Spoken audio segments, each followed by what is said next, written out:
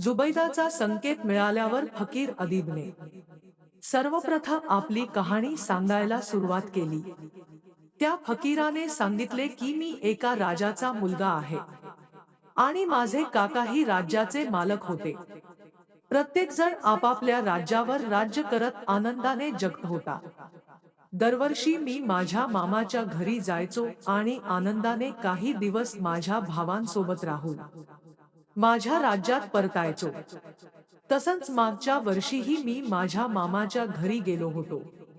त्यावेळी काका काही कामानिमित्त दुसऱ्या राज्यात गेले होते, त्यामुळे मी बराच वेळ तिथेच राहिलो. तेव्हा काकांच्या मुलाने सांगितले की त्यांनी स्वतःसाठी एक महाल बांधला आहे, जो मला दाखवायचा आहे.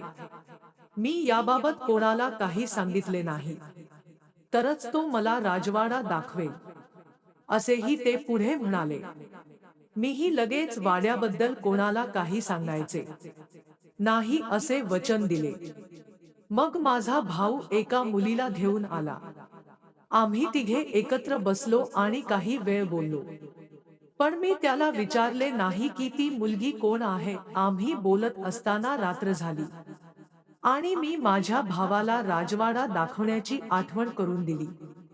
तेव्हा भावाने मला या मुलीसोबत जवळच्या स्मशानभूमीत जाण्यास सांगितले. तिथे तुम्हाला एक नवीन कबर दिसेल. ती राजवाड्याकडे जाणारी वाट आहे. ती आत जाऊन माझी वाट पाहत होती. मी नेमके हेच केले. तिथं पोहोचताच भाऊ तिथे आधीच उभा होता. त्याने पटकन जागा खोदायला सुरुवात केली आणि मातीच्या खालून एक मोठा लाकडी दरवाजा दिसला. तो दरवाजा उघडल्यानंतर एक जिना दिसला. माझा भाऊ मुलीला घेऊन पाया उतरू लागला. मग तो वळून माझ्याकडे बघत म्हणाला, आता तू इथून निघून जा. मी या मुलीला घेऊन माझ्या वाड्यात जात आहे. आणि निघताना दरवाजावर माती टाका, म्हणजे वरून महाल एखाद्या थडग्यासारखा दिसेल. त्याचं ऐकून मी तेच केलं आणि मामाच्या घरी जाऊन झोपलो. सकाळी उठल्यावर स्वप्न पाहिल्यासारखे वाटले. मी काकांच्या दाराला माझ्या भावाबद्दल विचारले असता त्यांनी सांगितले की तो काल रात्रीपासून घरी नव्हता. तेव्हा मला समजले की ते स्वप्न नसून वास्तव आहे. मग मी पटकन थडग्याच्या ठिकाणी गेलो, पण त्या महालाकडे जाणारा रस्ता मला दिसला नाही. मी थकून परत आलो आणि माझ्या काकांच्या राज्यातले सगळे नाराज झाले. आपल्या राजवाड्याचा राजपुत्र कुठे आहे याविषयी तो आपल्या काकांना काय उत्तर देईल असा प्रश्न त्याच्या मंत्र्यांना पडला होता. त्या राजवाड्याचा मलाही त्रास झाला, म्हणून मी माझ्या घरी परतण्याचा निर्णय घेतला. मंत्र्याचा निरोप घेऊन मी त्यांना सांगितले की काकांना सांगा की तिथून निघून मी माझ्या राज्यात पोहोचलो. मी तिथे पोहोचताच काही सैनिकांनी मला पकडले. त्याने सांगितले की तुझ्या वडिलांचे राज्य एका मंत्र्याने बळकावले आहे आणि तुला अटक करण्यास सांगितले आहे. सर्व सैनिकांनी मला पकडून त्या मंत्र्याकडे नेले. तो मंत्री माझ्या वडिलांच्या गादीवर बसला होता. जेव्हा मी त्याला जवळून पाहिले तेव्हा मला आठवले की हा तोच मंत्री होता, ज्याच्या डोळ्यावर मी माझ्या लहानपणी खेळकर चित्रित केले होते. त्या मंत्र्याला माझ्याकडून त्याच गोष्टीचा बदला घ्यावा लागला. मला पाहताच त्याने हाताने माझे डोळे फोडले आणि म्हणाला की मी माझ्या लहानपणी तुला काहीही करू शकलो नाही, पण आज मी तुझ्याकडून बदला घेतला आहे. यानेही त्याचे समाधान झाले नाही.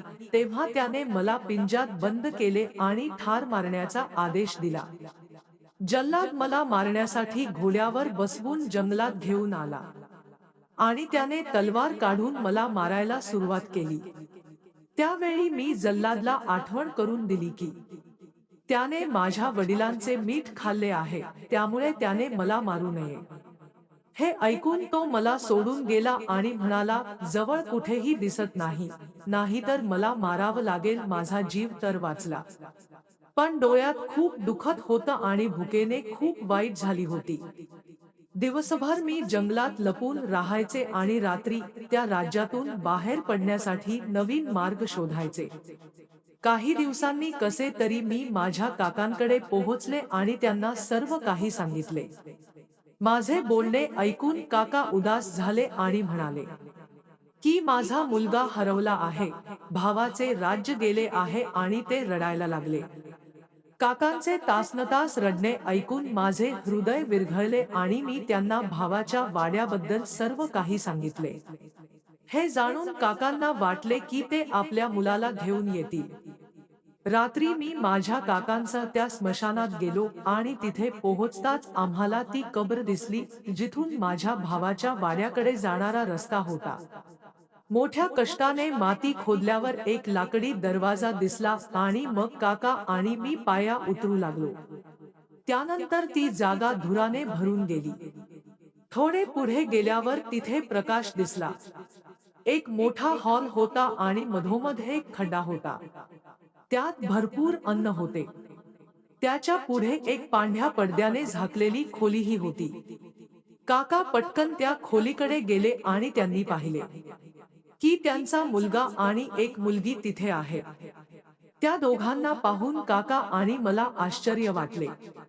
ती मुलगी तीच मुलगी होती जिला मी त्या दिवशी स्मशानात नेले होते, पण त्या दोघीही कोळशासारख्या जळलेल्या दिसत होत्या.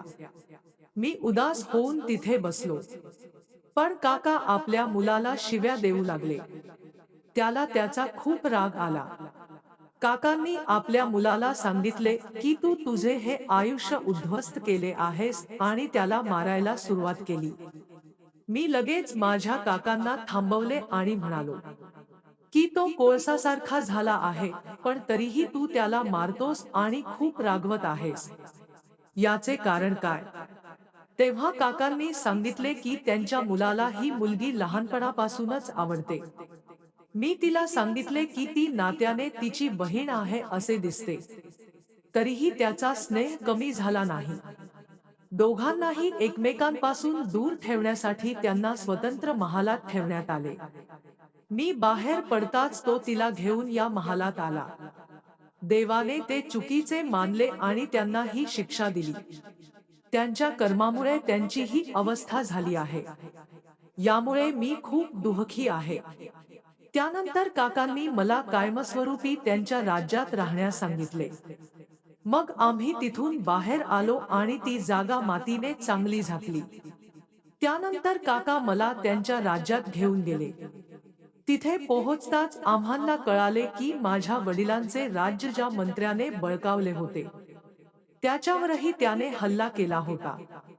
काका आणि मी राज्य वाचवण्यासाठी खूप संघर्ष केला. लढताना काकांचा मृत्यू झाला. तरीही मी लढत राहिलो. तेव्हा मंत्र्याच्या एका शिपायाने मला ओळखले.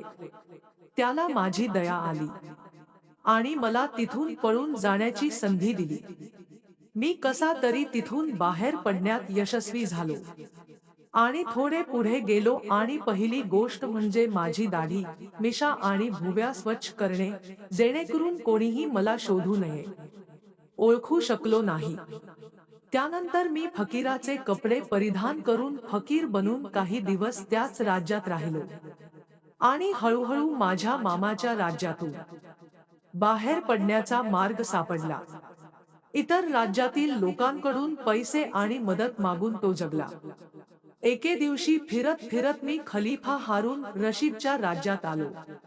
मला माझ्यासोबत घडलेल्या गोष्टीची कथा सांगायची होती आणि न्याय मागायचा होता, पण मी इथे पोहोचलो तोपर्यंत रात्र झाली होती.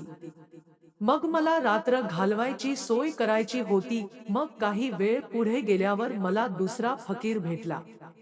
तो माझ्याशी खूप छान बोलला आणि मी त्याला विचारले की तो या राज्यातील आहे की नाही. उत्तरात त्याने सांगितले की तोही दुसऱ्या ठिकाणाहून आला होता. आम्ही रात्र घालवण्याच्या विचारातच होतो तेव्हा तिसरा फकीरही तिथे आला. आम्हालाही तो परदेशी वाटत होता. आम्ही तिघांनी मिळून ठरवलं की आम्ही सर्वजण एकत्र राहू आणि एकमेकांच्या अडचणीत नेहमी मदत करू.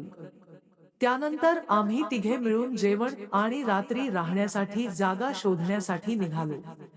इकडे तिकडे फिरत फिरत मी इतर फकीरांसह जुबैदाच्या दारात पोहोचलो. तुम्ही आम्हाला इथे चांगले खायला दिले, त्यासाठी मी तुमचा आभारी आहे. ही फक्त माझी कथा आहे. आता प्लीज मला माफ करा आणि फकीर अदीबची गोष्ट ऐकून मला मारण्याचा आदेश परत घ्या. जुबैदा म्हणाली, ठीक आहे, तुम्ही इथून जाऊ शकता. फकीर तर खुश होताच, पण त्याला इतर फकीरांच्या कथाही ऐकायच्या होत्या.